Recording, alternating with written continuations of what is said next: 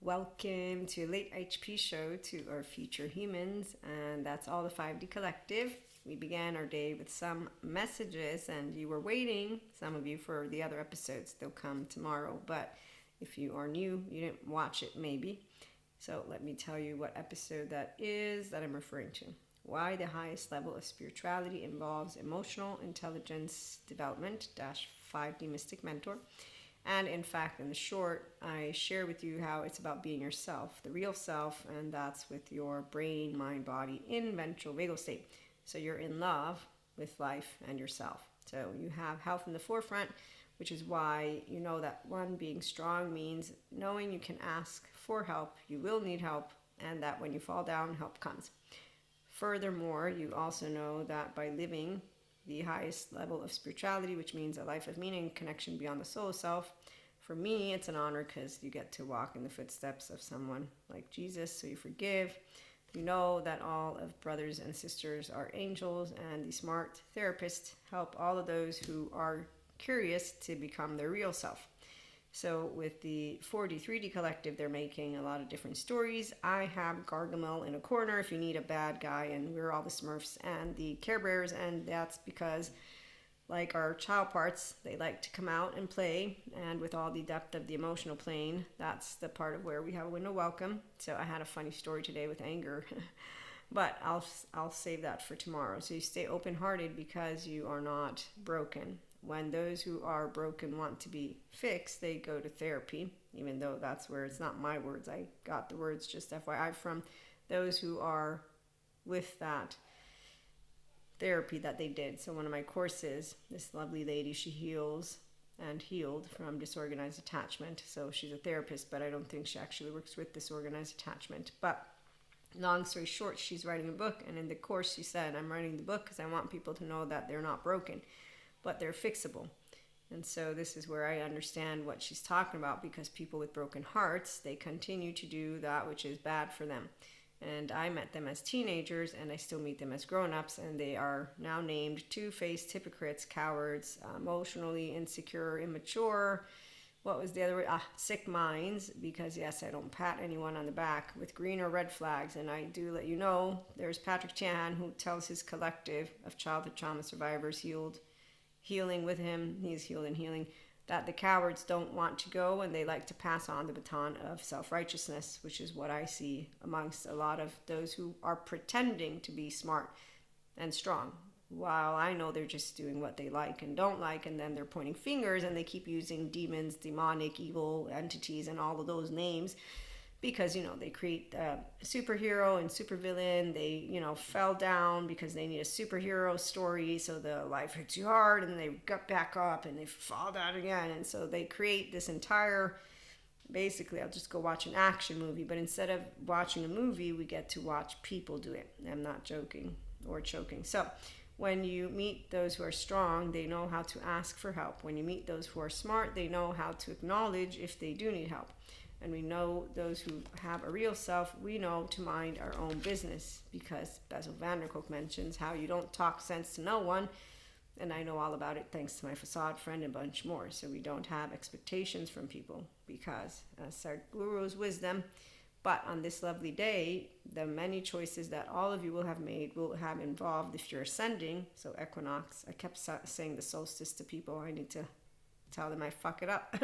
So ascension energies between today's equinox and yesterday's partial solar eclipse, and then we had some other stuff. I knew the theme, so the theme is the level of spirituality. Your highest is when you have a body connected, you're your real self. So you have what is called the solar self, you own it, and you self-regulate. That's why you're emotionally intelligent, and that means automatically you're also mentally intelligent. So I know that if I fall down, someone will pick me up. I also know that someone might not pick me up, studies show, because I'm from the opposing political team of theirs, or the baseball team, or the football team, or because I'm a girl or a woman with short hair. Who knows? So there's those who won't pick me up. In fact, actually, there's a man who argued with Sadhguru in one of my courses with him about how he's not responsible for the old lady that was on the floor.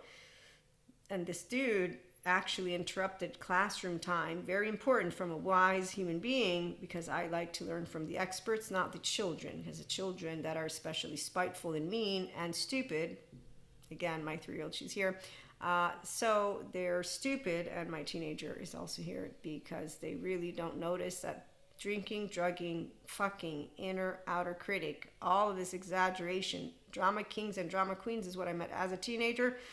They don't stop when they stay stuck in time because their past lives through them, which makes me even more disgusted at seeing them play Russian roulette on screen, thinking they're great fathers. And I'm thinking, no, not a great father. Mother, not a great mother. You still need help, and you are both and more than just those two people. And that's why God made me know how not to play know-it-all when I was 18, 19, 20-ish. That was a very good lesson, and I definitely can spot him. There's one. I can spot Waldo. When you include people around you, they will do their best. I also know God told me not to judge my brothers and sisters of human suffering a waste of my fucking time, and that I got lucky because I didn't lose myself. The real self, every fear is defeated by Resh. Today we talked about this. If you want the better explanation, tune into the episode. So you use your prefrontal cortex. That's the part of your brain that keeps learning. It's executive. It's why when I meet a lack of executive decision-making functioning person, I can't do anything. I need to be quiet. God told me to mind my own business. Also, I'm small. And really, if I do anything, they will punch me in the face. Oh, today's exercises that I did, this is with this type of personal growth, spiritual growth, but they treat it just like a fun thing to do. I love it because I get to explore my emotions. So I had a surprise with anger, but then we had this joy that we got to present to a person when they're sad. And in this interaction that I got to do, I literally, the guy in front of me was sad, and I did the happy sound that I had replicated for joy. And we looked at each other, both trying very hard not to laugh, obviously, because thank goodness it's also just theater. But as we walked away and then we were done, I was like, you know what? I think I would have, or he walked away from me. And then when he did it to me, I actually walked away too. This is fun. It's fun. I look forward to our workshops and retreats. I have so many ideas. It's not even going to stop. It's going to be way amazing and fun. So anyways, as he leaves and we're talking, I'm like, man, I would have totally punched me in the face right now because that totally seemed like I was mocking you, which I actually wasn't doing. But that reminds me, when I smile, there are those who are telling me their sob stories, but it's not really a sob story, and I'm just smiling, and they think I'm mocking them. And I say, no, I'm not. And then they continue, and I say, no. And by the third time, I'm like, look, I smile because I want to, which is what we also talked about. So some people are like, yeah, but you can't always be happy. Like, yes, we have other emotions, but our body likes to maintain that which is called a smile because I'm living and breathing and I don't have shit falling over my head right now. And so I think that I deserve to smile. No, I think that, like the Dalai Lama points out, some of us are here independently from the suffering of the world to be responsible to share smiles and laughs. And it's because we'll lift up the old lady from the floor, this man, 3 times. I'm not responsible. I didn't have her fall. I'm not responsible. I don't have... Wow, you don't understand the guru. He's trying to tell you, use your prefrontal cortex. There you go. Just get up. I mean, she's an old woman. I mean, unless, I guess, there was precedence. Maybe she's going to say, how dare you? I can get up. I'm an old lady. So I don't know. But I really wouldn't make it into that big of a deal, meaning you'll choose. And so we don't take offense when we meet the lack of smart, strong people or the ones who say, I have an answer for why I wouldn't do it. And that's why we don't actually judge people based on if they won't lift the little old lady, or if someone's smiling in your face. You see what I'm saying? So for me, I'm just wondering what happened to this guy for him not to lift the old lady off the floor. But also, by the time you asked the second time or you interjected the second time, aren't you done yet? But 3 is that charm. So I guess, sometimes like, are you sure? Are you sure? Are you sure? So the real self people, we do know we're all imperfect and flawed is what I was trying to get to. And you stay open-hearted. Therefore, if I'm on the floor, I'm sure someone will come pick me up. Now, the question is, will I be able to trust that they picked me up for the right reasons? Or will I have to, once I'm picked up, run away because they did that for the wrong reasons, meaning because they want to get something out of it? Luckily for me, I have a herd. So if I fall, I'm with someone, and if I'm by myself, I'm pretty sure I'll get back up because I've fallen before, by the way. And yes, I did get back up. And life doesn't hit you hard because God never gives you more than what you can handle. And really, handle what? Again, I got a roof over my head. I got food. I'm not the little girl that's in the middle of somewhere. So I'm going to smile as much as I can because also the body likes it. But also, I just don't like to. So the theatrics, I don't do theater on purpose. I like to live day-to-day life. But anyways, back to our chit-chat. So the equinox brought people nice decisions if they're doing their best interest and they're expanding, like we talked about with other episodes yesterday. And so you're going to be strong and smart when you know you can ask for help. People will come help. You will need help because as a smart man named, where is he? Hold on a minute. Right here. John Amaechi, as he mentions, only a fool believes that success achieved alone is real. Also, smart people know that everyone needs help and they'll ask. The only ones who don't are the ones who need Patrick Tiahan. So they're the ones who hide away. And so we are not going to have anything to do. We can't talk sense to people. And that's because as no one listens to anyone, right? So again, you don't talk sense to somebody who doesn't want to get their real self online, and that's their business, not ours. But we can make fun of them because they're out there telling people that the modern day therapists are bad for them, and it's not true. They're good for every person. And then once you contain sensations, because your body is a container, and you can therefore do emotions deeply and not go clinical dissociation, that's when you add spiritual growth, personal growth, because now you have emotions, all of them. So you feel them all and you don't go offline. The offline business, there's plenty of people who go offline and they structurally dissociate, and it's not funny to witness. When you include people around you, they will do their best. When people love you, they will do their best. This is all you can truly expect from another human being, to do their best. And that's Sadhguru. And some people say their best is not good enough, but that's for the people who are not yet ready to be able to forgive. And that's where I, on the other hand, and the Ventral Vagal State Collective are, because we live a life of meaning and connection beyond the soul self. The highest level of spirituality is you being yourself. And when you see people saying the worst advice that anyone could give to women or men is to be their self, they don't understand the real self, or they probably just don't believe in all of the modern day therapists and how they're teaching us about our child parts. And that's where I come in and say, yeah, they can keep talking. I know now that they're for the people who don't want to be their real self. The inner master of you works with the brain. If you don't own that brain, you don't own yourself. If you don't own the mind, and if you are treating yourself like a little piece of shit, you don't own anything, because that's the point. You're not using prefrontal. Executive decision-making function areas think long-term. So they know that they're going to live for 20, 30, 40 years. They're not hypothetically thinking they're only going to live 1 year. And so you begin to, with baby steps, always baby steps, I can't talk tonight. With all your baby steps, you do what is well-being and you don't block it. So you heal that which is the trauma charges, because the emotions come up. And if instead you don't notice that you can't heal, what you don't notice is that you can heal. Okay, so people who choose to not acknowledge that they need help, those are not smart or strong. Those are called people who, like Cusco, lie at the end of the movie, and they keep their shame game up. And the shame game ain't a game that we participate in. So we don't shame people.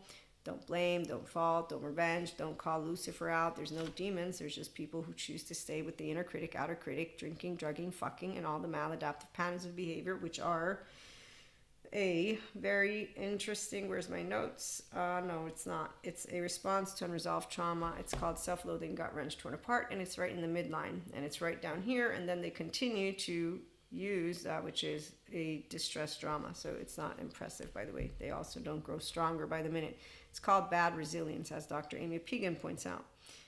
And as a human being, you are not determined by your birth. You are shaped by how you open up and what you open up in your life. Thank you, Sadhguru. But you have the first 3 years of your life that have determined how your body senses. And then you have your thoughts, and that will interpret. So that's why, again, addictions, they are very clear because they will have consequences, but they will feel good. Unhealthy self-soothing mechanisms involve binge eating, binge drinking, binge this, binge that, and people who just use the words and don't actually get themselves to get into the awareness of how hard it is, because I don't know how hard it is, but I've been told by people that have gone down that journey that it was hard, but it was worth it. And then I also get to tell you that there's plenty of smart ways that people find the middle of a lot of things. So everybody knows their story. In the meantime, the real self, the light and the lovely darkness, they are complementary and unavoidable elements for, I'm going to change it up, the fallen blah blah blah, to reclimb the tree, and this is the tree of life, and reconnect with the, I don't know what this word means, so I'm going to leave it alone, but basically to reconnect to your higher self. So we're going to change it up a little bit. This is a book I have that I'm going to talk to you more about tomorrow. And then we have a important message from John, Jesus' messenger, and this is in an evangelic passage, that light shines in the darkness, yet the darkness did not overcome it. Okay, and here's where, when you think of the human secondary consciousness, and then you think of today, it's again the equinox, so equal light, equal night, you will understand that it is for those who are growing that the ascension energies will be beautiful, because they will become aware of things, and they will also, as I've been shared many stories for today, they will also have the opportunity to choose that which is their best interest, so that they can bring forth their heart's desires. So the 5D collective is always ascending, because we collaborate with all people. We declutter that which needs decluttering, and we know we're never alone. And so we actually know that even if someone were to, let's say I need help and they don't help me up, that's not the only person that's out there. I have plenty of people who will be able to love, and that will be at home in themselves and being a human, and therefore that they won't be broken and they will have healed. And so that they will not be somebody who thinks that I'm out to get them, but they are thinking on their feet, they're keen, and that they are sweet results. They're a busy bee, but not because they're a doer. No, because they're a person who's using the body connected, the real self. And so they are a person who has 24 hours, and they decide to, with their beginner's mind, which means they're at peace, have a solid foundation. Whether it was cracked, they are now with a good foundation, because once you heal that fragmented, broken stuff, the heart stuff, then you know there's always enough. And that we all smell to someone, but we're worthy. So your past doesn't live through you, you're aware of it, and you claim your independence and that freedom, because that's the point of why people who live the highest level of spirituality are living solo self, because we don't actually take it back. When we say we love someone, it's not half-heartedly. So again, you don't actually expect people to do what you do. That would be ridiculous. You're you and they're them. It sounds like teenagers. I definitely grew out of that, and I think I was like, yeah, I'm not going to count the number of times you do something or I do something. That just sounds like petty behavior. Like, I don't understand why you're doing that. So that's how a person who just says, this is me, this is you, great, I accept, respect, love you for who you are. And when people are like, you don't do what we tell you, you're right. So I don't tell people what to do in life, and God also told me not to. And I also noticed that if someone thinks they can half-heartedly love someone, life, or anything, there is no love. In fact, like my attachment trauma educated therapist taught me, a facade will always be a facade. So it is not about it being either 100% or zero. It's that there's a zero because you are not consistently able to self-regulate and anchor in ventral energy yet. So your body is in distress, and also you will like me only when you're good with it. You won't like me when you're not. So the flipping and the flopping. And so that's why there's not a strong or smart decision, because the ascension energies always bring forth that which is a decentralizing and self-experience. When you are grounded with a solid foundation, because you're the real self, you're going to make decisions that are best interest for you and your hurt. It's not by yourself, beyond the solo self. So as you grow healthy with your mind, with your brain, with your body, with your heart, you grow into a healthier person. And the integrated brain is not only about kindness, you also have emotional, mental, and physical intelligence. And you have stamina, because your body is actually in eustress, not distress. So, when you build relationships, again, you value and appreciate people for who they are. And Sadhguru points out, if you have been put through unpleasant situations in life, you won't be doing the same thing to somebody else. That would be not sensible. Also wouldn't be nice. But also, love is when you can make mistakes. We all do. This is from me to you. We can say sorry. We can say, we don't have to say we're sorry. And we continue to care about each other. And with our inner and outer well-being in the forefront, we continue to grow. So what is well-being? It's your body connected, you being yourself, the real self. And now that your body's connected, there's no blockages. There's emotions that come up that you process. Although our 0 to 16-year-old first 3 years are definitely implicit, so they can continue to unravel. I'm sure mine continue to unravel, but when you have a window welcome, you don't go offline. So you're not actually deluded by your imagination or thinking of things in ways that others are. We're going to leave that alone. But what supports our growth are those mindful mindset exercises, and they're subtle, little baby steps always, but it's really fun, and it actually lets you bring forth your heart's desire, which is what people have done with these past ascension energies, if they're growing into that, which is what makes them happy every day. And so with that, becoming that highest level of spirituality, it's not the end, it's just the beginning, and being yourself too. So again, when people say don't be yourself, I think they're just trying to say be a person that has a body connected, make sure. And then with the integrated brain, you're going to always expand, because the two sides continue to get curious. But that's, again, my subjective opinion as a mystic, spiritual, functional child adult who has a bunch of downloads. There's a bunch of people with me right now, and just not channeling them for today, and the Ascension, equinox, and solar yesterday thingy, and all the energies have been really beautiful. So definitely felt it. We'll be back with more. Have a good one.